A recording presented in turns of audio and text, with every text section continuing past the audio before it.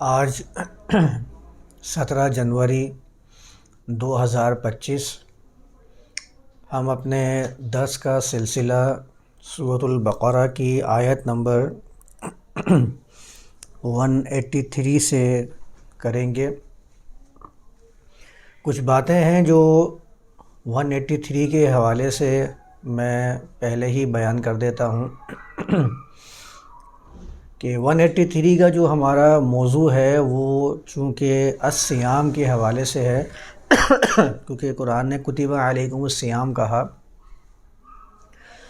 تو الصیام کا جو یہاں پر لفظ آیا ہے وہ قرآن کے دیگر مقامات پر بھی الصیام کا لفظ موجود ہے، اور چونکہ یہ جو آیات ہیں 183، 184، 185 اس کو خاص مہینے سے خاص کیا جاتا ہے، پورا مہینہ ہی الصیام کے نام سے موسوم کیا جاتا ہے۔ تو ہم چونکہ اب صیام کے بارے میں پہلے بھی کچھ باتیں کر چکے ہیں اور آپ لوگوں کو تو میرا پہلو بیان کرنے کا طریقہ کار معلوم ہی ہے کہ ہم پہلے یہ کرتے ہیں کہ جو مروجہ طریقہ رائج ہے، مروجہ رسومات معاشروں کے اندر رائج ہیں، ذہنوں میں بیٹھی ہوئی ہیں، تو پہلے تو میری یہ کوشش ہوتی ہے کہ اسی مروجہ ترجمے اور تفسیر کو سامنے رکھ کر اس کے اندر جو غلطیاں کی گئی ہیں، اس کے اندر جو ترجموں میں تفاسیر میں غلطیاں کی گئی ہیں، پہلے ان کی وضاحت، ان کی نشاندہی کر دوں تاکہ جن کے ذہن نئے کسی سوچ کو، نئی فکر کو قبول کرنے میں پس و پیش کا شکار ہیں، ان کے سامنے جب وہ والا نظریہ جو پہلے سے ان کے ذہنوں میں رائج ہے، جب وہ کھل کر سامنے آئے گا تو ایک فکر کا دروازہ کھل جائے گا، سمجھنے میں آسانی ہوگی کہ ٹھیک ہے، اگر یہاں غلطی ہے تو پھر اس کے اصل معنی میں بھی غلطی کا مکمل امکان موجود ہے۔ تو میں نے جو پہلے صیام کا، رمضان کا اور اس کے ساتھ جو کھانے و پینے کی کلو وشربو کی تخصیص اگلی آیات کے اندر ہی موجود ہیں، تو وہ میں نے اسی مروجہ رسم کو سامنے رکھتے ہوئے بیان کیا تھا کہ آپ ہی دیکھ لیجئے کہ اگر صیام کا معنی آپ روزہ لے لیتے ہیں اور روزے کو آپ کھانے پینے سے رک جانے کا ہی نام دیتے ہیں، تو پھر آپ یہ کیجئے کہ ایام معدودات کو سامنے رکھ لیجئے۔ آپ کے سامنے ایک بات تو کھل کے آ جائے گی کہ ایام معدودات یہ چند دن ہیں گنے ہوئے، معدود کا پھر میں نے معنی بیان کیا تھا کہ ایسے دن کہ جس میں کوئی کام کیا جا رہا ہو اور وہ سلیکٹڈ ہوں، اور پھر میں نے قرآن کی ہی اگلی آیات جو آنے والی ہے سورۃ البقرہ کی حصہ ہے جس میں ایام معدودات کے لفظ آئے ہیں، وَاذْكُرُوا اللَّهَ فِي أَيَّامٍ مَعْدُودَاتٍ، وہاں سے میں نے دلیل لے کر یومین سے 2 دن بھی ایام معدودات کے اندر شامل ہونا یہ واضح کیا تھا اور وہاں میں نے چونکہ وہ ہمارے اس سلسلہ قرآن کا مکمل حصہ نہیں تھا، کیونکہ ہم چل رہے تھے پچھلی آیات کے اندر اور وہ ہم نے ربط کر لیا تھا آیت کے ہی ایک حصے سے اور مہینہ بھی چل رہا تھا رمضان کا، تو ظاہر ہے ایک مناسبت بھی تھی، موقع بھی تھا۔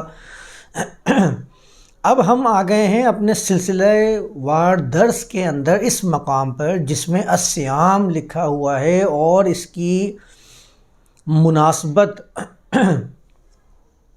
رمضان کے مہینے سے جوڑ دی جاتی ہے، رمضان کے مہینے سے، اور چونکہ پورا مہینہ ہے کرنے کے لیے تو پھر بہت سارے کام ہونے چاہیے۔ پورا مہینہ آپ کے پاس موجود ہے جس کو ٹریننگ کا مہینہ کہا جاتا ہے، صبر و استقامت کا مہینہ کہا جاتا ہے، تقوی کو حاصل کرنے کا ایک بہترین ذریعہ شمار کیا جا رہا ہوتا ہے۔ تو وہ پورا مہینہ ہے تو ظاہر ہے پورے مہینے میں کچھ تو کرنا ہوگا، تو پھر دیگر رسومات بھی جاری و ساری کر لی جاتی ہیں۔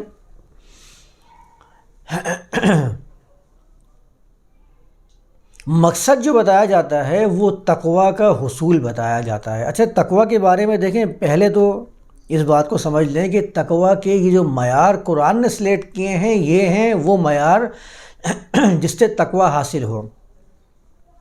اس کے علاوہ خود ساختہ معیار یہ ہر مسلک کے پاس، ہر فرقے کے پاس اپنے پیدا کیے ہوئے، اپنے ایجاد کیے ہوئے ہوتے ہیں کہ فلاں کام کرنے سے تقویٰ حاصل ہوتا ہے۔ کسی کے ہاں یہ ہوتا ہے کہ اپنے جذبات کو مار لیا جائے تو تقویٰ زیادہ سے زیادہ حاصل ہو جائے گا، جذبات کو ختم ہی کر لیا جائے، نہ رہے گا بانس، نہ رہے گی بانسری، نہ رہیں گے جذبات، نہ آپ دنیا کے اندر اپنی توجہ کو لے کر جائیں گے۔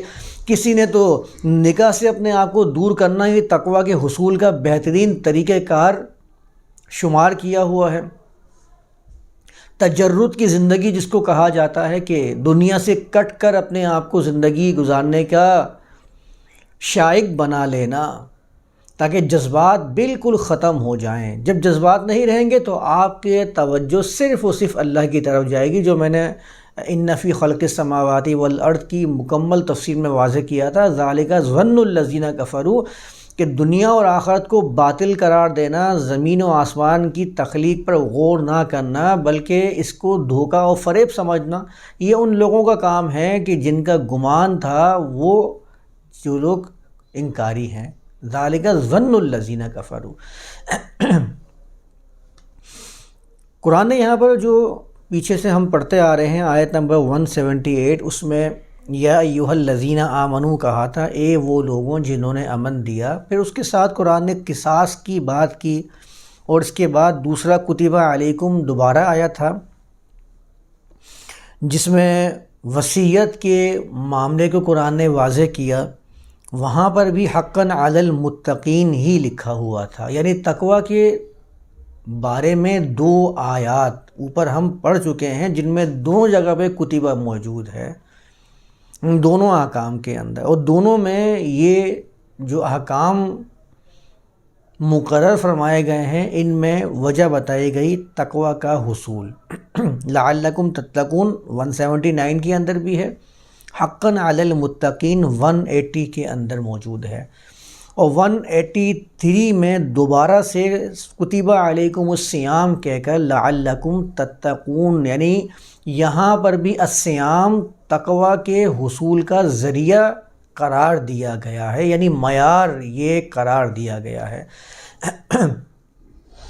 اب دیکھیں، کتب علیکم القصاص، تم پر قصاص کو فرض کیا گیا، اس سے قانون کی نگہداشت یہ معاشرے میں قائم ہوگی، کیونکہ پورا فارمولہ بیان کر دیا کہ کوئی بھی طبقہ قصاص کے معاملے سے خالی یا دور نظر نہیں آئے گا،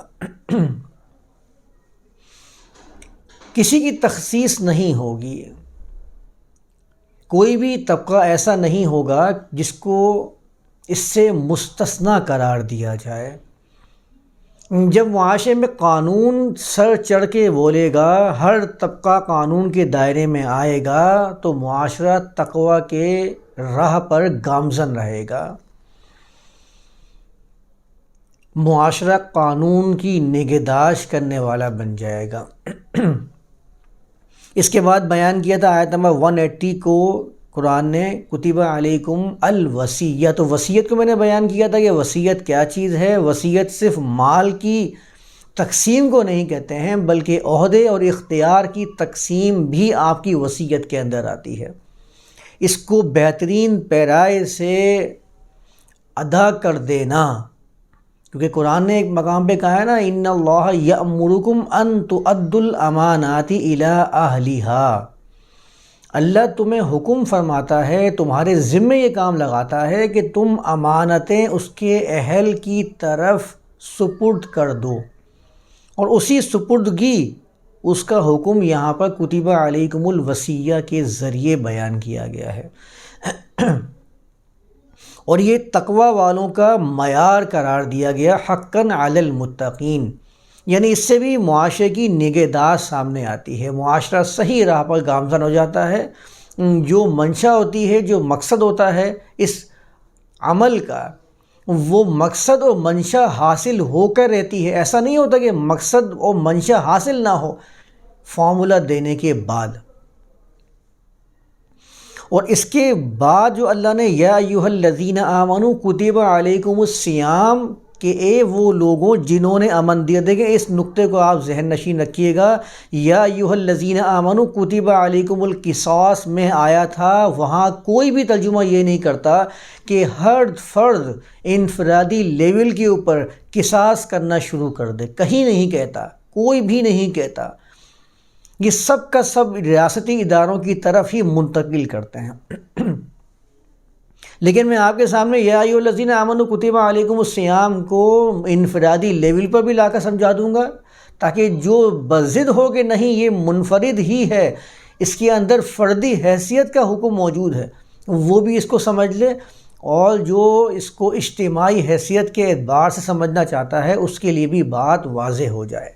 یعنی میں اب اس کے سارے پہلو بیان کرنے والا ہوں۔ میں نے پہلے صرف مروجہ پہلو بیان کیا تھا، اس بات کو دوبارہ سے ذہن نشین رکھیے گا، میری اس ویڈیو میں اس بات کو ذہن نشین رکھ کر ہی دیکھیے گا، جائزہ لیجئے گا کہ میں اس کو جو معاشرے میں رائج نظریہ ہے اس کے حساب سے بیان کر رہا ہوں۔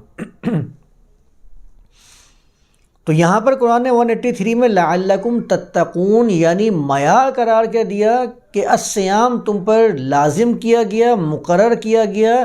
منشا و مقصد کیا ہے؟ لعلکم تتقون۔ اگر یہ مقصد اور منشا حاصل نہیں ہو رہی ہے تو آپ سمجھ لیجئے کہیں نہ کہیں آپ نے اس عمل کو یا تو اس کے حساب سے نہیں کیا ہے پورا، یا پھر آپ نے وہ جو عمل اخذ کیا ہے وہ عمل ہی غلط ہے۔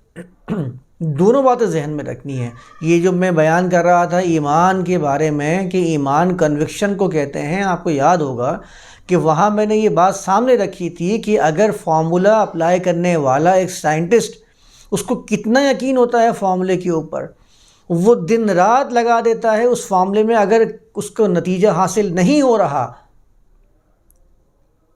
تو اس کے ذہن میں یہ واقعی بیٹھا ہوا ہوتا ہے کہ نہیں یہ بالکل صحیح ہے، فارمولہ صحیح ہے، میرے کرنے میں کہیں نہ کہیں کمی یا بیشی ہو رہی ہے۔ ترکیب میں اگر صحیح ملاؤں گا یہ فارمولہ جو میرے دیا گیا ہے یہ اپنا ریئیکشن دے کر رہے گا۔ ہمیں تو اتنا بھی یقین نہیں ہے۔ جب میں اس پر بات کر رہا تھا تو میں یہی کہہ رہا تھا کہ ایمان ہمارے ہاں صرف یقین کے معنی میں استعمال کیا جاتا ہے، عملی میدان کے اندر وہ اپنی حیثیت رکھ ہی نہیں پا رہا ہے، اپنی بقا قائم ہی نہیں کر پا رہا ہے۔ جب وہ لعلکم تتقون کہہ رہا ہے تو تتقون کا یہ معیار ہونا چاہیے تھا، اس کا نتیجہ آنا چاہیے تھا، لیکن میں اگر اس روزے کو سامنے رکھ کر دیکھتا ہوں جس کو میں روز بروز ادا کر رہا ہوتا ہوں، روزہ تو نکلا ہی روزہ سے ہے نا، روز بروز فارسی کا ورڈ ہے، روز تو ہم استعمال کرتے ہی ہیں، ہاں اس کے اندر اضافی شامل کر کے روزہ بنا دیا گیا، اور میں روزہ ہی کہتا ہوں، کبھی صیام کے لفظ سے اس کو تعبیر کرتا ہی نہیں ہوں، گویا کہ یہ روزہ ہی ہے جو قرآن کے اندر جس کا ذکر ہوا ہے۔ میں جب بیان کر رہا تھا آپ کو یاد ہوگا میں نے کہا تھا کہ تراجم جب کیے گئے ہیں قرآن کے، سب سے پہلا ترجمہ فارسی میں کیا گیا۔ وجہ کیا ہے کہ فارسی کے لفظ کو شامل کر کے اس کی اصلیت کو مٹا دیا جائے۔ صلاۃ کا ہر جگہ ترجمہ نماز کر دیا گیا، اور جہاں صلاۃ کو اللہ کے ساتھ لے کر بیان کیا گیا ہے قرآن میں، ان اللہ و ملائکتہ یصلون علی النبی، وہاں پر اس کا ترجمہ کر دیا درود و سلام۔ درود بھی فارسی کا ورڈ ہے، فارسی سے اخذ شدہ لفظ ہے۔ تو جب ترجمہ ہی وہ فارسی کے اندر کیا گیا تھا پہلا، تو ایسا کیسے ممکن ہو سکتا تھا کہ صیام کا ترجمہ جو ہے وہ روزہ نہ کیا جائے؟ صیام کا ترجمہ کرنے کی ضرورت تھی، اس کا متبادل لا کر پیش کر دینا یہ مخصوص عزائم کو شامل کرنے کی طرف اشارہ کر رہا ہے۔ صلاۃ کا ترجمہ کر رہے ہیں نا آپ اردو کے اندر، کیوں نہیں کرتے ہیں؟ صلاۃ کا متبادل نماز کیوں پیش کرتے ہیں؟ جیسے ہی متبادل لا کر پیش کریں گے، متبادل عمل بھی آپ کو سامنے لانا پڑے گا، آپ کو پیش کرنا پڑے گا، عملی نمونہ بن کر کے دیکھو نماز یہ ہے،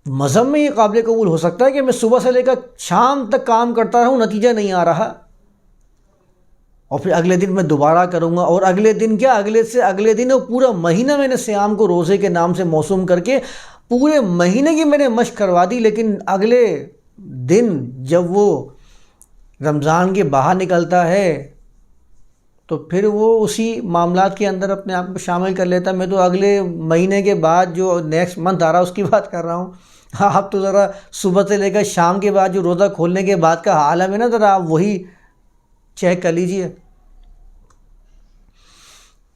روزے کے درمیان میں ذرا اس کے حالات کو چیک کر لیجئے. جو روزے دار اپنے آپ کو کہہ رہا ہے کہ میں تقویٰ کو حاصل کرنے کی کوشش کر رہا ہوں، اس کا تقویٰ بس یہاں تک ہے کہ اس کا پاس ایک ٹائم پیریڈ ہے کہ یہاں سے لے کر یہاں تک مجھے یہ کام نہیں کرنا ہے، اس کے بعد تو میں یہ کام ایسا انجام دوں گا کہ پورے سال نہیں کیا ہوگا میں نے.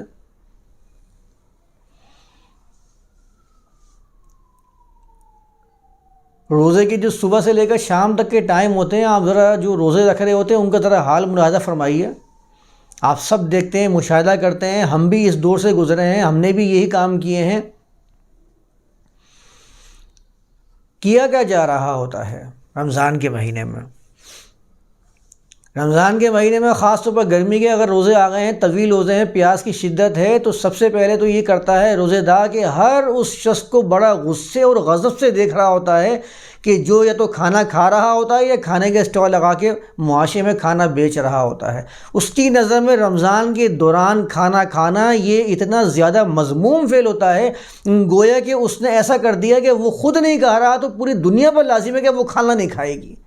جبکہ وہ خود یہ آیت پیش کرتا ہے کہ اس میں لوگوں کو رخصت بھی دی گئی ہے، لیکن وہ رخصت دینے کا مجاز نہیں سمجھتا کسی کو کہ اس کو رخصت مل کیسے رہی ہے. جب میں بھوکا ہوں تو کیسے کھانا کھا رہا ہے، اس کے دل کے اندر یہ بات ایسی بیٹھ جاتی ہے. گھر کے اندر تو روزے صاحب جب گھوم رہے ہوتے ہیں تو سالان کی خوشبو بھی آ جائے تو ان کے دل ملانے لگ جاتے ہیں، جبکہ وہ کہتے ہیں لعلکم تتقون کا حصول میں اس مہینے میں کروں گا. اپنے آپ کو میں نے سیام یعنی کہ روکا ہوا ہے. اس روکنے کو کیا نام دیں گے آپ، جس میں آپ کا دل اس خوشبو کی طرف جا رہا ہے اور ڈگمگا رہے ہیں آپ کے قدم، وہ کہہ رہے ہیں کہ میں جو ہوں. سیام کے معنی کے اندر تو کسی چیز کے اندر بڑا مضبوطی سے جم جانا اور ٹھہر جانا یہ پایا جاتا ہے. آپ کے اندر تو استحکام ہی نظر نہیں آ رہا ہے. یہاں خوشبو آئی کسی چیز کھانے کی تو آپ کے قدم ڈگمگانے لگ گئے ہیں. روزے صاحب جب گھر میں ہوتے ہیں تو کھانا چھپ کے کھاؤ تو یہ بہتر ہے. اگر ان کے سامنے کھا لیا ہے تو اگر وہ گھر کے بڑے ہیں تو ڈانٹ دیتے ہیں. تمہیں شرم نہیں آتی کہ روزے دار کے سامنے کھانا کھاتے ہو؟ جیسے کہ روزے دار کے سامنے کھانا کھانا بھی حرام تھا. قرآن نے یہ، حدیث نے یہ بھی کہا تھا روزے دار کے سامنے کھانا بھی نہیں کھانا. کھانے کی طرف للچائے ہوئی نظریں لے کر جا رہے ہوتے ہیں جب روزے کے اندر ہوتے ہیں، اور جو کھا رہا ہوتا ہے اس کو تو گویا کہ جس طرح وہ نمازی کے بارے میں نہیں کہتے، نمازی کی نماز کتنی نازک ہوتی ہے. کوئی نمازی کی نماز کے سامنے سے گزر جائے تو ان کی توجہ ختم ہو جاتی ہے، ان کی توجہ اس کی طرف جاری ہوتی ہے. تو پھر روایات میں وہ ظالم راوی جو حدیثوں کو لکھ کے لوگوں کے سامنے پیش کرتا ہے، وہ کہتا ہے کہ اس سے لڑو، جھگڑا کرو اس سے. تو بڑی نازک ہوتی ہے کسی بھی نمازی کی نماز. کسی عورت کے گزر جانے سے تو باطل بھی ہو جاتی ہے. کالا کتا گزر کے باطل ہو گئی نماز. اتنی نازک نماز ہے. اب وہ روکنے کے لیے جھگڑا کرے گا، پہلے اس سے سترے لگائے گا. اسی طرح کے معاملات روزے دار کے ساتھ بھی ہوتے ہیں. بڑا نازک ہوتا ہے روزہ. بریانی کی خوشبو سے تل ملا جاتا ہے، گھبرا جاتا ہے. روزے دار کا حال یہ ہوتا ہے، ہم نے بھی اس کیفیت کو گزارا ہے. ایسا نہیں ہے کہ ہم نے اس کیفیت کو نہیں گزارا. رمضان کا مہینہ جتنا قریب آ رہا ہوتا ہے، دل کے اندر ایک خوف اور ڈر کا عالم پیدا ہو رہا ہوتا ہے. ابھی تو گیا تھا یار، ابھی پھر دوبارہ سے آ گیا ہے رمضان، اب پھر صبح سے لے کر شام تک بھوکا رہنا پڑے گا. دل میں تقویٰ کا حصول نہیں ہوتا ہے، اس کا خوف اور ڈر بیٹھا ہوا ہوتا ہے کہ ایک ذمہ داری عائد کر دی ہے، وہ اب پوری کرنی پڑ جائے گی. نہیں کرو گے تو جہنم میں جلانے کا جو خوف بٹھایا گیا ہے، جو آج تک نظر نہیں آئی، نہ کسی نے آ کر بتایا ہے کہ ہاں وہ جہنم میں داخل کیا گیا ہے، لیکن خوف ایسا ہے کہ اس کی وجہ سے اب کرنا پڑے گا۔ یہ اندیکھا خوف تو میں اکثر کہتا نہیں ہوں، اندیکھے خوف کی حالت کیا ہوتی ہے؟ جن اور بھوت کو آج تک دیکھا نہیں ہے، ڈر خواہ کا ہے، پتہ نہیں کیوں۔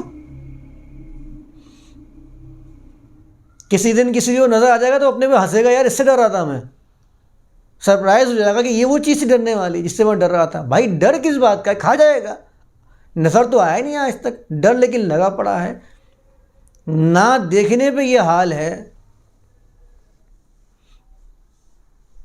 تو بھائی دیکھوا دیں تاکہ وہ خوف تو ختم ہو جو بلا وجہ کا لوگوں کے دل میں بیٹھا ہوا ہے۔ تو اس کی وجہ سے پھر یہ ہے کہ دل میں ایک خوف کا عالم ہوتا ہے۔ ابھی تو گیا تھا رمضان، ابھی پھر آ گیا، اب صبح سے لے کر شام تک بھی بھوکی پیاسے رہنا پڑے گا۔ زیادہ شدید گرمی ہو جاتی ہے تو ہم بھی یہی کرتے تھے، لوگ یہی کر رہے ہوتے ہیں، اور یہ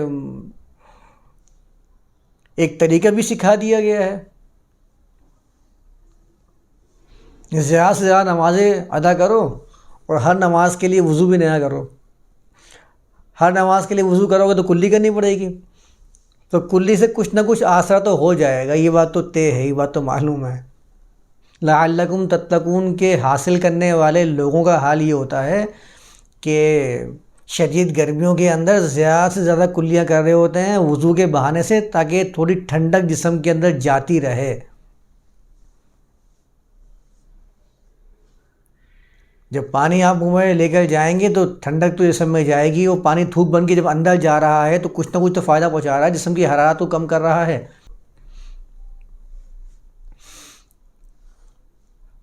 تو اس کا بھی انتظام کیا ہوا ہے کہ آپ روزہ کریں، روزہ رکھیں اور پانی کی کلیاں کرتے رہیں، اپنے آپ کو ٹھنڈا کرتے رہیں۔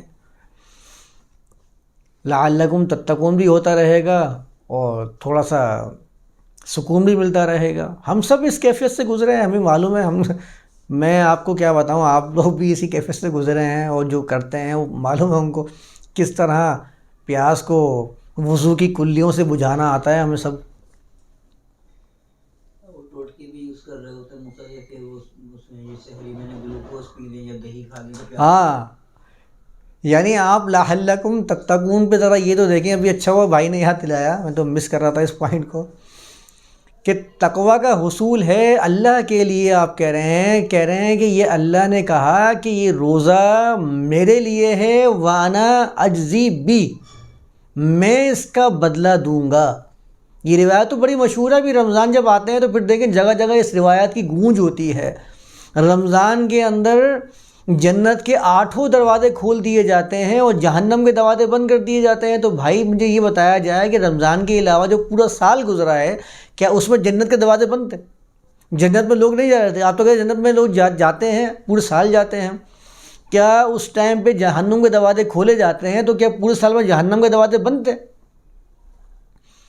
یعنی کہ یہ بیان کر دیتے ہیں، اور جب لوگ سوال کرتے ہیں بولتے ہیں نہیں یہ تو خاصیتیں ہیں رمضان کی، یہ تو رمضان کے فضائل میں آتا ہے۔ جب میں یہ جو وانا اجزی بھی والی روایت ہے نا کہ روزہ میرے لیے خالص اور میں ہی اس کا بدلہ دوں گا، یہ روایت بخاری کے اندر، مسلم کے اندر اور دیگر مقامات پر موجود ہیں۔ اس کی اور بھی اسناد آئی ہیں، ایسی کچھ اور بھی لگا دیا ہوگا، کسی راوی نے کچھ اور بھی شامل کر دیا ہوگا۔ تو جب اس کے بارے میں پڑھ رہا تھا ایک مرتبہ تو اس میں تاویلات پیش کی ہوئی تھی۔ بھائی سوال تو یہ بنتا تھا کہ کیا صرف روزہ ہی اللہ کے لیے ہوتا ہے، اور باقی جو دیگر عبادات، دیگر رسومات، دیگر پرستش کی جو انہوں نے رسومات وضع کی ہوئی ہیں، کیا وہ اللہ کے لیے نہیں کر رہے ہوتے؟ وہ کس کے لیے ہوتی ہیں؟ اور وہ اگر اللہ کے لیے ہوتی ہیں تو پھر اللہ اس کا بدلہ دے گا نا، تو پھر اس میں اور روزے کی اس روایت کے اندر کیا خاصیت موجود ہے؟ پھر وہ کھڑے ہوتے ہیں جو بولتے ہیں کہ قرآن کی تشریح حدیث کرتی ہے، پھر وہ حدیث کی تشریح کرنے کے لیے یہاں پر تاویلات ہزارہا پیش کرنے کے لیے کوشش کرتے ہیں۔ کتابوں کے اندر درج ہوتی ہیں وہ تاویلات۔ نہیں اس کا مطلب تو یہ ہوتا ہے، یہ تو خاصیت بیان کرنے کے لیے کیا ہے۔ ارے بھائی روایت کو آپ کہہ رہے ہیں کہ اللہ کا کلام ہے، وحی ہے، یہ خاصیتیں بیان کرنے کے لیے نہیں آئی تھی بلکہ حقیقتیں بیان کرنے کے لیے آئی تھی۔ اللہ کی کتاب، اللہ کی تعلیم، اللہ کا کلام۔ آپ کو کچھ نہیں ملے تو آپ نے کہا نہیں تو فضیلت بیان کرنے کے طریقہ کار ہے۔ جب آپ کہہ رہے ہیں کہ میں خالصتاً یہ فعل اللہ کے لیے انجام دے رہا ہوں، تو پھر صبح کے ٹائم پہ یہ وصیتیں کیوں کی جا رہی ہوتی ہیں کہ یہ چیزیں کھا لو شام تک پیاس نہیں لگے گی؟ بھائی آپ کا تو مقصد ہی بھوکا اور پیاسا رہنا تھا تاکہ زیادہ سے زیادہ پیاس کو محسوس کر سکیں۔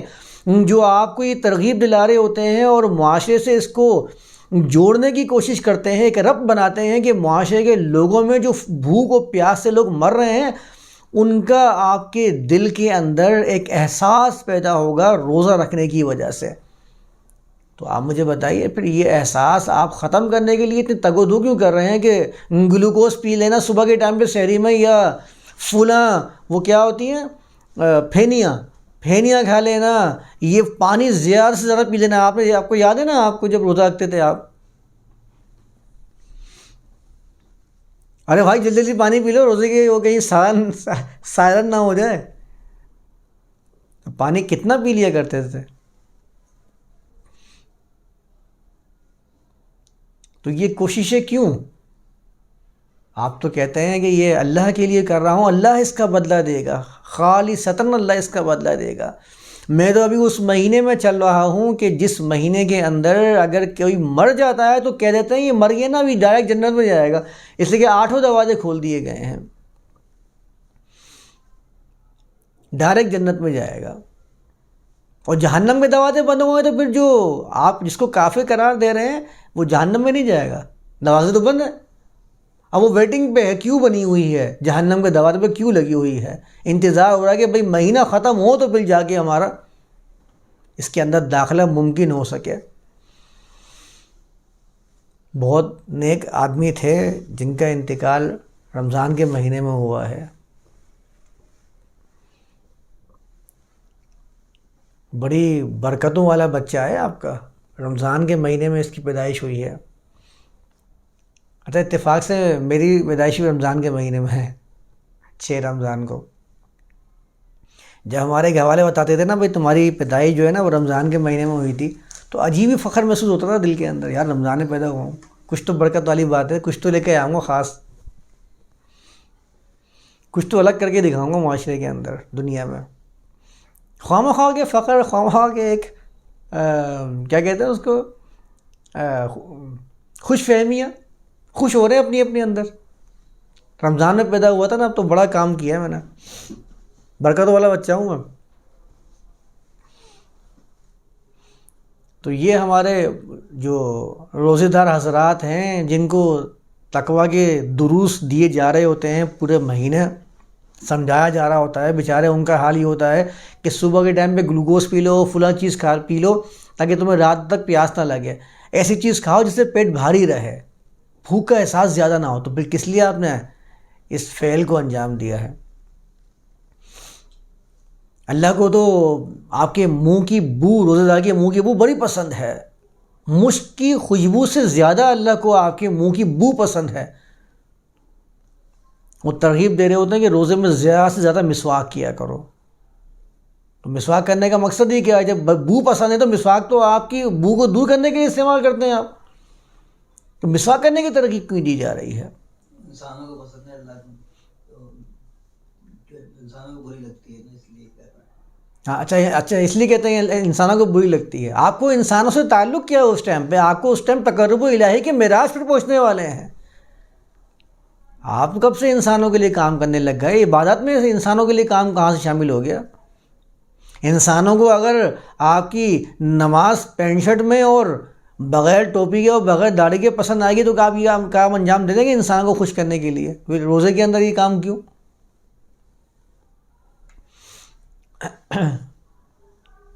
انسانوں کو تو یہ نصیحتیں کر رہے ہوتے ہیں، بھائی میرا تو روزہ ہے، ذرا مجھ سے ہلکی بات کرو یار، یہ شروع مت کرو، یار عجیب ادارہ ہے، عجیب جگہ میں کام کرتا ہوں، پتہ ہے اس کو میرے باس کو کہ روزے کے اندر ہوں، لیکن یہ کام بھی دے دیا آج مجھے۔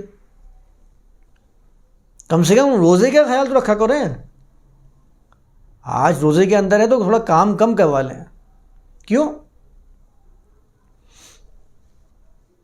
اوقات کا جو آفس کے ہیں وہ کم کر دیے جائیں میرے لیے، لوگوں کے لیے، تاکہ وہ روزے کو اپنے گھر پہ آرام سے جا کر لیٹ کر، اور مساجد جو ہوتی ہے نا آفس کے ساتھ والی جائزہ لیں، وہاں پتہ نہیں کتنے روزے دار ہیں جو لیٹے ہوئے سو رہے ہوتے ہیں، اپنی ذمہ داریوں میں کوتاہیاں کر رہے ہوتے ہیں، اور لعلکم تتقون کے وہ حصول کی کوششوں میں لگے ہوئے ہوتے ہیں۔ تتقون تو پہلی چیز آپ کو یہ سکھاتا ہے کہ آپ کی جو ذمہ داریاں ہیں پہلے ان کو ادا کریں، نہ کہ کوتاہیاں کر کے وہاں لمبے ہو کے لیٹ جائیں، بیٹھ جائیں اور اپنے آپ کو سہولت والا سمجھنا شروع کر دیں کہ مجھے تو سہولت ملنا یہ میرا حق بنتا ہے، کیونکہ روزہ میں نے اللہ کے لیے رکھا ہے، آپ نہیں اس ادارے کے لیے رکھا ہے۔ دعوے آپ کے یہ ہیں کہ روزہ میں اللہ کے لیے رکھ رہا ہوں، تو اس سے آپ سہولتیں مانگیں نا۔ آپ یہاں پر معاشرے کے لوگوں سے سہولتیں کیوں مانگنے کے طلبگار نظر آ رہے ہیں؟ بھائی اس کے ساتھ ذرا نرمی کر لو، یہ پورا دن روزہ رکھتا ہے اور رات میں تراویح پہ کھڑا ہوتا ہے، ہمارے لیے کر رہا ہے، اپنی نجات کو حاصل کرنے کے لیے وہ کوششیں کر رہا ہے، اپنی نجات کا خواہاں ہے وہ، ہمارے لیے کچھ نہیں کر رہا۔ میں نے کیا کہا تھا؟ مذہب میں فرد کی نجات منتہا ہوتی ہے، فرد کی نجات۔ ہر فرد چاہتا ہے کہ میری نجات مجھے حاصل ہو جائے، میں کسی طرح اپنے آپ کو اس دلدل سے نکالوں جس دلدل میں پھنسا ہوا ہوں، کیونکہ مذہب کے اندر بنیادی چیزیں سکھائی جاتی ہے کہ یہ جو تمہاری روح ہے یہ پرماتما سے جدا ہو کے آتما بن گئی ہے، جب آتما اور پرماتما کا ملن ہوگا تب جا کے اس کو مکتی حاصل ہوگی۔ تو لازمی طور پر آپ کو یہ سمجھنا پڑے گا کہ ہاں میں کسی نہ کسی مصیبت میں یا کسی مشکل میں پھنسا ہوا ہوں تو مجھے نجات چاہیے، دلدل کے اندر پھنسا ہوا ہوں۔ اس نجات کا جو طریقہ کار آپ کو سکھا دیا گیا ہے اس کے اندر یہ روزہ بھی سکھا دیا گیا ہے، تو پھر آپ لوگوں سے سہولت کے خواہاں کیوں ہیں؟ آپ تو اللہ سے جنت کے طلبگار تھے، تو پھر آپ کو اپنے اوقات کار میں، کاموں کے اوقات کار میں سہولتیں کیوں چاہیے؟ آپ کو کیوں یہ لگتا ہے کہ لوگ میرے سامنے اب آواز تھوڑا نیچے کر کے بات کریں کیونکہ میں عام حالات سے ہٹ کر روزے کے اندر ہوں؟ آپ کو کس نے زبردستی کی تھی روزہ رکھنے کی؟ نہیں رکھتے آپ روزہ۔ میرے سامنے کھانے کی کوئی ڈش نظر نہیں آنی چاہیے، کیوں نہیں آنی چاہیے؟ کیا آپ نے پابند کر دیا ہے کہ اگر میں یہ عمل انجام دے رہا ہوں تو میرے مطابق دنیا کے لوگ بن جائیں؟ جبکہ آپ تو لعلکم تتقون کے دعوے دار بھی ہیں۔ یہ وہ چیزیں ہیں جو ہمارے ہاں لعلکم تتقون کی جو اس آیت کے منشا ہے اس کو پارا پارا کرنے کے لیے استعمال کی جا رہی ہوتی ہیں۔ حصول اور منشا اور مقصد ہوتا ہے لعلکم تتقون، ترغیب دلائی جاتی ہے لعلکم تتقون، بار بار یہ سکھایا جا رہا ہوتا ہے، لیکن ہر فرد یہ سمجھتا ہے کہ میں نے اگر یہ کام کر لیا تو اب مجھے سب سے الگ پروٹوکول دینا چاہیے، پروٹوکول چاہیے صاحب کو۔ روزہ دار صاحب آئے ہیں، ان کے لیے پکوڑے بن رہے ہیں، شام میں جب یہ تقوی اپنے مکمل کرنے کے بعد فارغ ہوتے ہیں تو پھر جب یہ اپنے صبح سے لے کر شام تک کی محنت پر پانی پھیرتے ہیں تو پھر کیا حال ہوتا ہے آپ سب کو معلوم ہے۔ جس کو نشہ کرنے کی عادت ہے، جس کو سگریٹیں پھونکنے کی عادت ہے، وہ جیسے ہی روزہ ختم ہوتا ہے فوراً جا کے پہلے اپنا نشے کی بھرپائی کر رہا ہوتا ہے۔ تو کہاں گیا لعلکم تتقون؟ کیسے حاصل کیا آپ نے تقوی صبح سے لے کر شام تک کرنے کے بعد بھی؟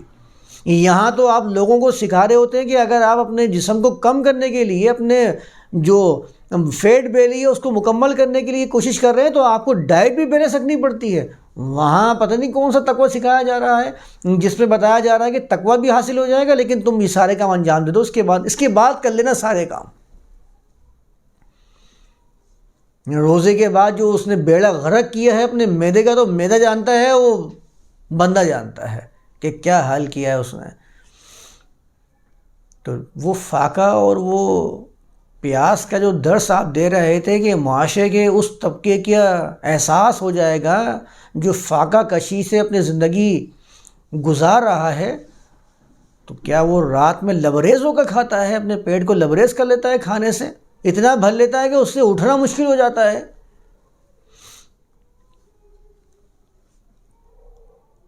تو سارے کام رات میں ہو رہے ہوتے ہیں، اور بتایا جاتا ہے کہ صیام اس کی بنیاد لعلکم تتقون ہے۔ تقوی تو حاصل نہیں ہو رہا، ذرا برابر حاصل نہیں ہو رہا۔ میں نے کیا کہا کہ آپ جس ٹائم پہ اس حالت کے اندر ہیں جس کو آپ روزے کی حالت کہتے ہیں، اس میں آپ سامنے والے کو تنبیہات کر رہے ہوتے ہیں کہ بھائی مجھ سے جھگڑا نہ کرو، میں روزے میں ہوں، یعنی اگر میں روزے میں نہیں ہوتا میں تیری ایسی کی تیسی کر دیتا، مجھ سے روزے کے بعد آگے ملی ہو پھر بتاؤں گا کیا تقوی حاصل کیا. یہ میں روایت بھی بیان کر رہا ہوں، ایک روایت کے اندر یہ الفاظ بھی آئے ہیں بخاری کی، ظالم راوی نے اس کو اللہ کے رسول سے منسوب کر کے بیان کیا ہے کہ اگر کوئی لڑے گالم گلوچ کرے تو اس کو بول دو میں روزے میں ہوں. اس کا مفہوم مخالف کیا نکلے گا؟ آپ یہ سمجھیے کہ اگر روزے میں نہیں ہوتا پھر کیا کرتا میں؟ مفہوم مخالف تو یہی نکل رہا ہے اس کا. تو کیا آپ کو تقوی دے رہا ہے آپ کا وہ فاقہ کر لینا، آپ کے کون سے معاشرے پر، کس معاشرے پر، کیسے معاشرے پر آپ کا وہ اثر پڑ رہا ہے آپ کے صیام کرنے سے، روزہ رکھ لینے سے. روزہ رکھ لیا جوڑی غلط ہے. روز روز رکھنے والی چیز کو روزہ رکھنے کہا جاتا ہے. آپ روز روز رکھ رہے ہیں، اس کو 1 مہینے رکھ رہے ہیں، 1 مہینے کے بعد لفظی اعتبار سے اگر دیکھا جائے تو جوڑ بھی غلط معلوم ہوتا ہے.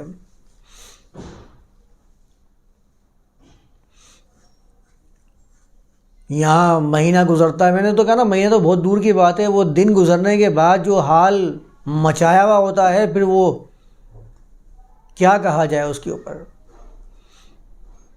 تراویح کے نام کے اوپر جو ہمارے یہاں مجلسیں چل رہی ہوتی ہیں اور سارا، میں نے کہا نا پورا مہینہ جب آپ کو پرووائڈ کیا ہے نا تو ظاہر کچھ نہ کچھ تو چاہیے. صرف روزے سے تو معاملہ پورا نہیں ہو رہا. وہ تو دن کا حصہ، رات میں کیا کرو گے؟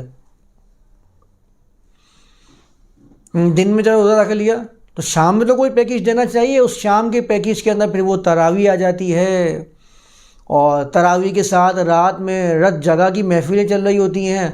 وہ رت جگہ کی محفلوں میں ذرا جا کر دیکھیں، نوجوان طبقہ تو وہ صرف کھیل کود کا ایک میدان بنا ہوتا ہے مسجد کا حصہ. وہ اعتکاف کی محفلیں وہ صرف گفتگو کرنے اور اپنے وقت کو بہترین گزارنے کے لیے ہی تیار کی ہوئی ہیں، اس کے علاوہ تو کچھ بھی نہیں ہے. وہ تراویح کی محفلیں ذرا جائزہ لیجیے. تراویح کی محفلوں میں کیا ہو رہا ہے کہ نہ پڑھنے والے کو ایک لفظ سمجھ میں آ رہا ہے، جس کے پیچھے پڑھا جا رہا ہے، جس کے آگے پڑھا جا رہا ہے اس کو کچھ سمجھ میں نہیں آ رہا. وہ بھی بس اسی کوشش کے اندر ہے کسی طرح یہ 20 رکعت یا 8 رکعت مکمل کر کے ثواب حاصل کر لوں. سمجھ میں آتا ہے آئے، پلے پڑتا ہے پڑھے، نہ پڑھتا نہ پڑھے، میرے کون سے زندگی پہ اس کا اثر پڑ رہا ہے؟ میں نے کون سی چیز کو قرآن سے سیکھا ہے؟ میں نے تو بس چند رسومات کی ادائیگی کرنی ہے، اپنے اس وقت کو پورا کرنا ہے، باقی اپنے کام دھندے سے لگنا ہے. ہمیں کون سا اس میں کچھ کرنا ہے؟ 10 روزہ 3 روزہ 10 روزہ 3 روزہ 30 روزہ. 30 روزہ تو خیر مشکل ہی کہیں پہ ہوتی ہے. 27 روزہ تراویح کا اہتمام کرتے ہیں عام طور پر، جو اصل سمجھی جاتی ہے. میں اصل اس لیے کہہ رہا ہوں کیونکہ قرآن کے ختم کر دینا، اس 27 کو یہ لازمی شرط سمجھی جاتی ہے کہ 27 کو قرآن ختم کر دیں گے ہم لوگ. بس جیسے قرآن ختم ہوتا ہے نہ تو وہ مولوی صاحب نظر آتے ہیں قرآن ختم کرنے والے، وہ جو پیکیج پہ آئے ہوئے تھے، اتنے پیکیج پہ آؤں گا بھائی تراویح بڑھانے کے لیے، ان کا پیکیج پورا ہوا، انہوں نے عید کی تیاری کرنی ہے، یہاں پر آگے آپ کو دوبارہ سے اماں کے سپہ آگے صورتیں سنانی ہیں. اماں کے سپہ آگے صورتیں ہوتی نا آخر میں، آخر کے 3 دن میں. تو یہ صبح کے ٹائم پہ وہ تھا تو شام کا پیکیج یہ دے دیا. صبح شام لگے رہو، پورا مہینہ چلتا رہے گا کام. لوگ بھی خوش ہوتے، پورا مہینہ خیر و برکت کا مہینہ آ گیا ہے. اس خیر و مہینے کے برکت میں زیادہ سے زیادہ آپ لوٹ لو. سیل لگی ہوئی ہے، ڈسکاؤنٹ لگا ہوا ہے، فل ڈسکاؤنٹ ہے. زیادہ حاصل کرنے کا اور گناہوں کو کرنے کے بعد اس کو ختم کرنے کا موقع زیادہ مل جاتا ہے. پورے مہینے کے گناہ دھل جاتے ہیں. رمضان کے بارے میں اتنی روایات ہیں کہ پوچھنا ہی کچھ نہیں. ان گنت روایات موجود ہیں ہر چیز کے اوپر، دن ہو، رات ہو، لمحہ ہو، آسمانی فیصلے ہوں. رمضان کے اندر کچھ چیزیں بالکل چینج کر دی جاتی ہیں. یہاں تک بتایا جو میں نے کہا نا کہ 8 دروازے کھول دیے ہیں اور جہنم کے 8 دروازے بند کر دیے ہیں. جہنمی لائن میں لگے ہوئے ہیں کہ جب جہنم کھلے گی ہم جائیں گے. جیسے بعض اوقات روٹی کی دکان بند ہو جاتی ہے نا، تندور کے باہر لوگ کھڑے ہوتے ہیں. تندور تو بتایا گیا ہے جہنم ہمیں کہ تندور ہے، اس میں پکایا جائے گا، پکوڑے تلے جائیں گے. اس طرح سے ہمارے سامنے منظر کشی کی گئی ہے. تو یہ پورا کا پورا آپ ذرا سینیریو اٹھا کر دیکھیے. یہ تو میں نے تھوڑا سا اس کی تمہید باندھی ہے کیونکہ میرا یہ موضوع ابھی رمضان کا، روزے کا، صیام کا، یہ اس آیت کے اندر چل رہا ہے. 3 آیات ہیں. تو میں تو جتنا بھی ہو سکتا ہے اس بارے میں بیان کرنے کی کوشش کروں گا کہ سارے ہی باتوں کو ہم لے لیں اور ان باتوں کو لے کر پھر ہم ان آیات کے اصلی مقصد و منشا کی طرف جائیں گے. کیونکہ پہلے ہی ہم بات کر چکے ہیں کہ مروجہ جو رسم ہمارے ہاں رائج ہے اس سے حاصل تو کچھ بھی نہیں ہو رہا. حاصل اگر کچھ نہیں ہو رہا تو اس کا مطلب ہے کہیں نہ کہیں جھول ہے. جو میں نے ایک دفعہ کہا تھا نا کہ صلاۃ سے اگر آپ کو تنہا عن الفحشاء نہیں ہو رہا، اس کا مطلب ہے صلاۃ آپ وہ کر ہی نہیں رہے. وہ تو فارمولے دیتا ہے کہ یہ فارمولہ اپلائی کرنے کے بعد نتیجہ آ کر رہے گا، آنا ہی چاہیے. عملی میدان میں جو اپنا وجود قائم نہ رکھ سکے وہ دین نہیں ہوتا.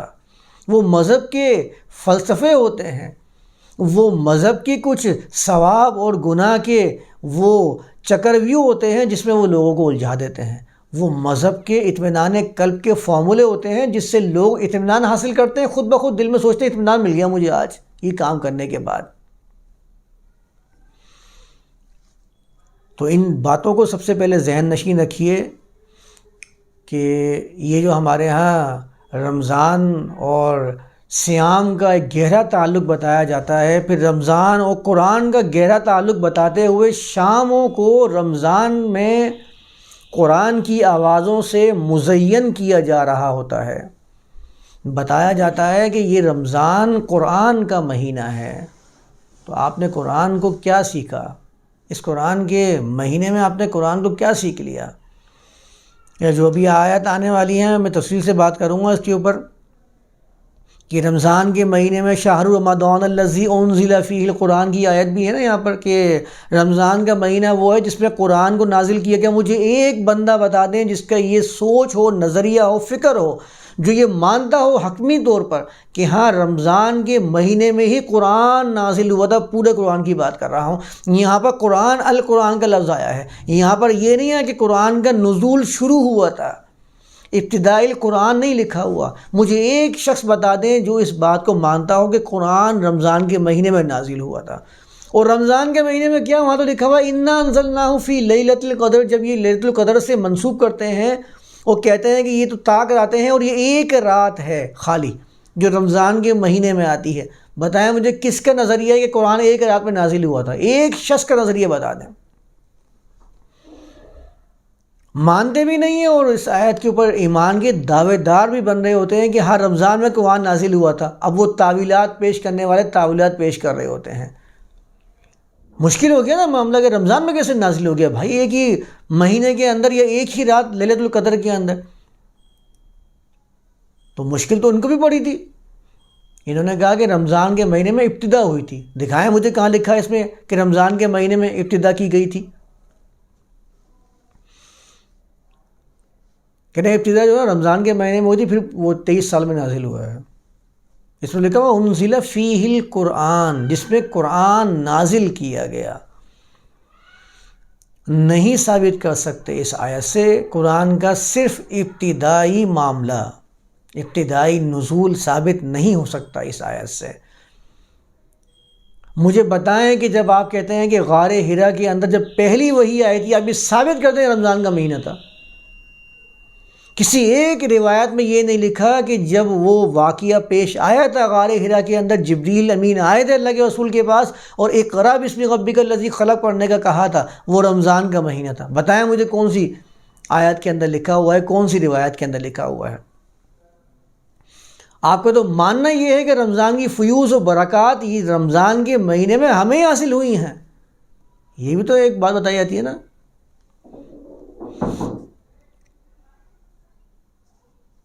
کہ وہ رمضان کے مہینے تھا جس میں اللہ کے رسول کے پاس جبریل وحی لے کر آئے تھے. اور آپ تو کہتے ہیں دن کا موقع تھا.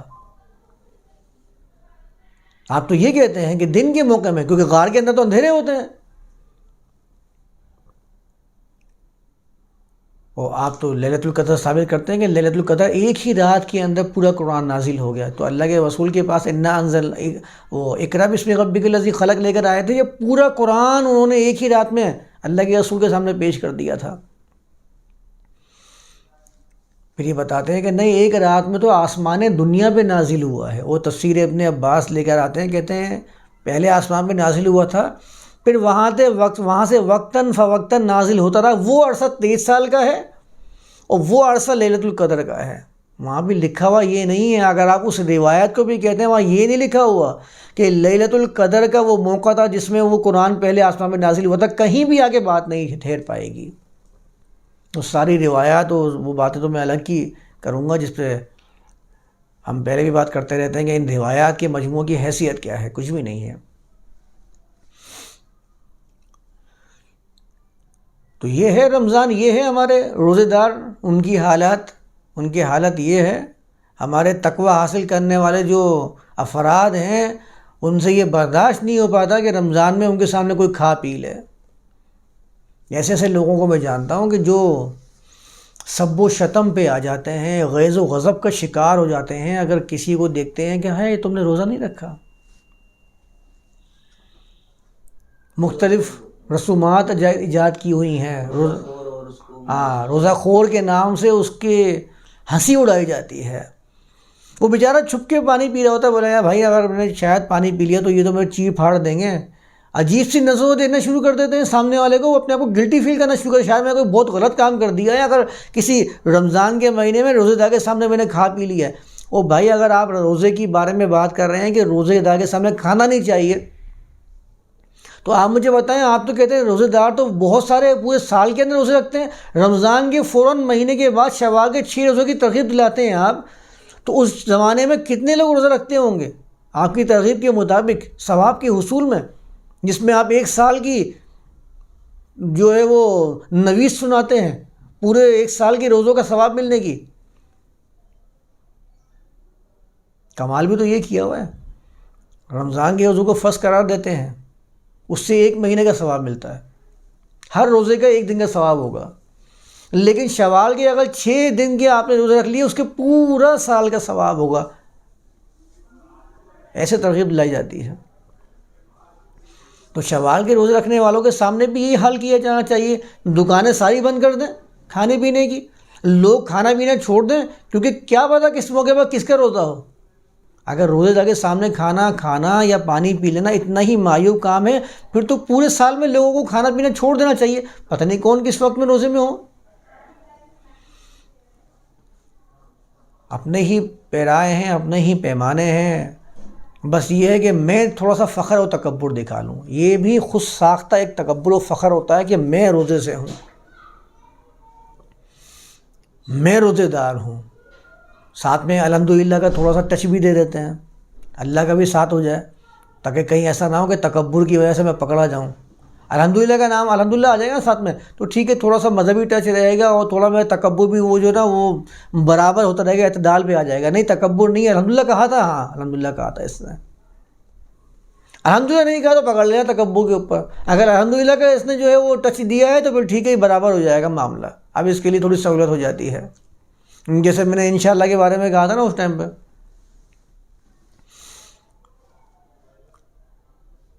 تو یہ فخر، یہ تکبر روزہ رکھنے کے بعد منتہا کیا ہے، حصول کیا ہے، منشا کیا ہے، مقصد کیا ہے؟ فرد کی نجات، مذہب کا خاصہ. معاشرے پہ تو کوئی فائدہ حاصل نہیں ہو رہا. کتنے لوگ اس دنیا کے اندر فاقہ کشی کا شکار ہیں. ان کے فاقہ کرنے سے ان کو کوئی تقوی حاصل ہوا؟ مجھے آپ سے اتنا سمجھا دیجئے.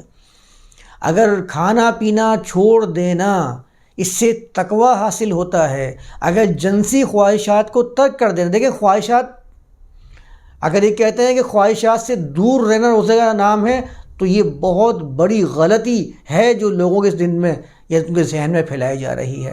خواہشات سے صرف ایک خواہش لیتے ہیں، وہ خواہش کیا ہے؟ جنسی خواہش. اس سے روک دینا.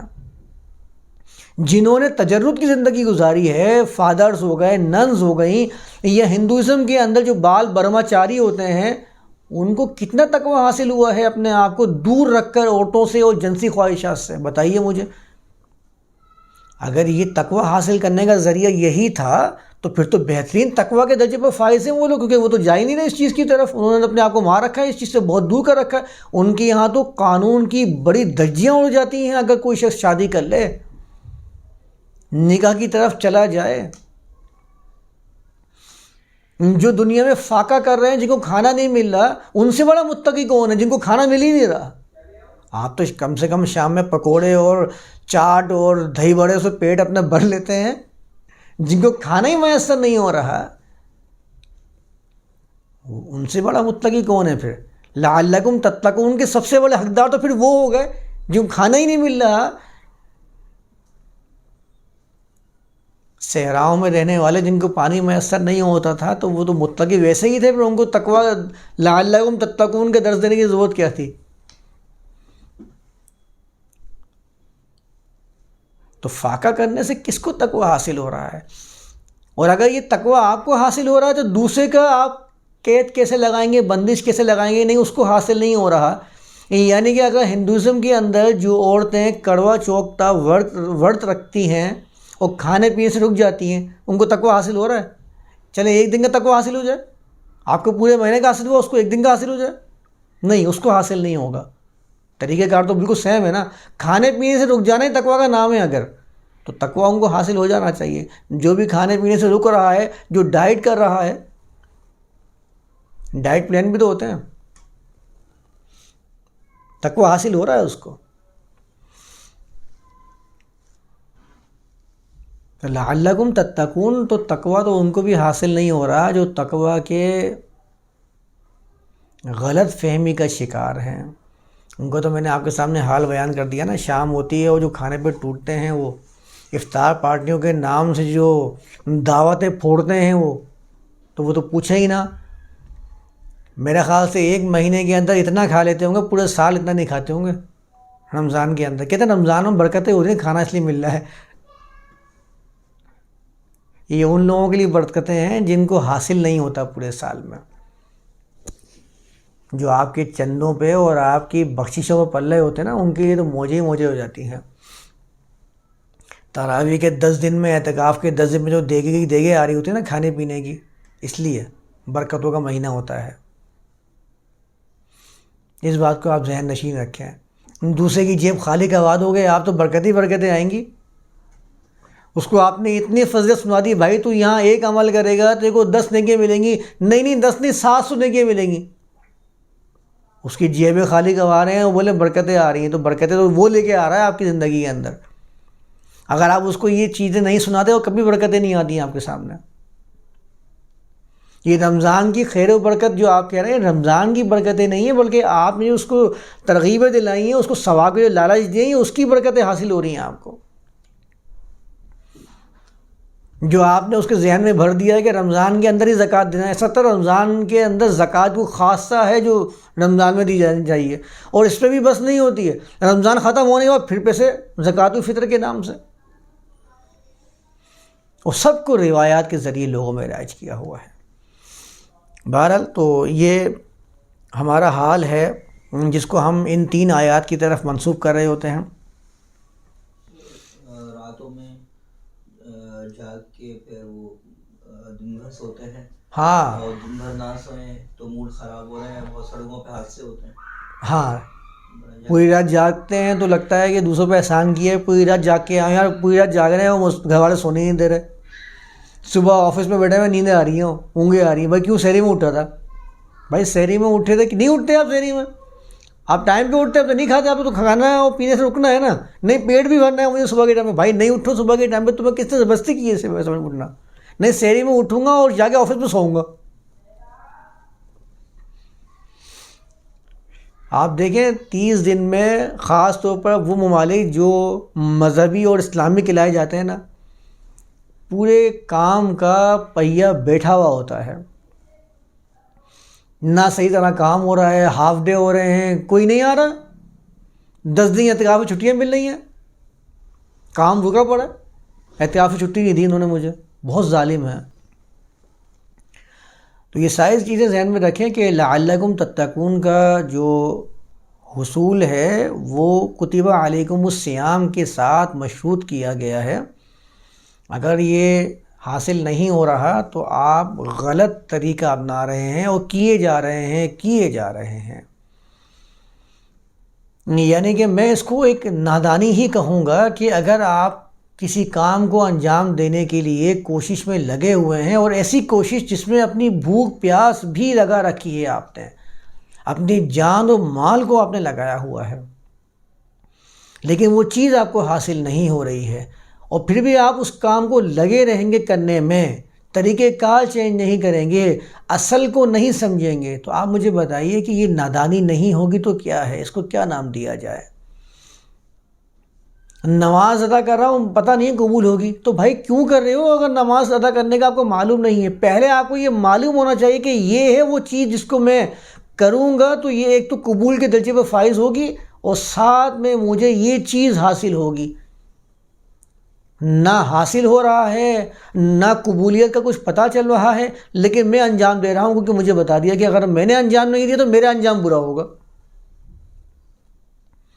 تو ان چیزوں کو ذہن میں رکھیں. کرنے کی باتیں بہت ساری ہیں. ابھی تو میں جاؤں گا اس طرف کہ ہمارے ہاں جو رمضان کے کیلنڈر اور جو شمسی اور لیونر اور سولر کیلنڈر کے نام سے مشہور ہیں، کہ شمسی مہینہ یہ ہونا چاہیے کیونکہ رمضان کے ساتھ خاص ہے نا وہ مہینہ، خاص طور پہ سب کا سب کام چھوڑ کر رمضان کے مہینے میں جو جستجو ہوتی ہے نا چاند دیکھنے کی، پورے سال کسی کو زحمت نہیں ہوتی، سب کی آنکھیں لگی ہوتی ہیں ٹی وی کے اوپر کہ بھئی چاند مولوی صاحب کو نظر آیا نہیں آیا. کیونکہ ہمارے یہاں تو یہ ہوتا ہے کہ اگر ایک روزہ اوپر نیچے ہو گیا گویا کہ قیامت ٹوٹ پڑی ہے. پھر مولوی صاحب کا فتویٰ آتا ہے تو سکون ملتا ہے کہ چلو ٹھیک ہے، اگر کسی کی غلطی کی وجہ سے ضائع ہو گیا تو چلو اللہ کی طرف سے قبول ہو جائے گا، اللہ اس میں آپ کو سہولت دے دے گا. جب جا کے اطمینان قلب حاصل ہوتا ہے مولوی صاحب کے فتوے سے حاصل ہوتا ہے، ایسے حاصل نہیں ہو جاتا. تو ظاہر ہے پھر یہ شمسی کیلنڈر اور قمری کیلنڈر کی تقسیم ہمارے ہاں موجود ہے، اور چونکہ ہمارے ہاں اسلامک ہوتا ہے چاند اور کرسچن ہوتا ہے سورج، تو میں اسے بھی ذمہ میں لوں گا. مہینے جو ہمارے ہاں کاؤنٹ کیے جاتے ہیں قمری، ان مہینوں کے نام، کہ رمضان جو اس کے اندر آیا ہے اس کی حیثیت کیا ہے، اس لفظ کی حقیقت کیا ہے، اسے بھی سامنے رکھیں گے. تو اگلے سیشن میں بات کرتا ہوں اس کے اوپر. ابھی تو میں یہاں تک رکھتا ہوں، پھر اگلے سیشن میں ہم شروع کریں گے یہ مہینوں کے نام اور گنتی وغیرہ کے اوپر. یہاں تک رکھتے ہیں آج اس کو.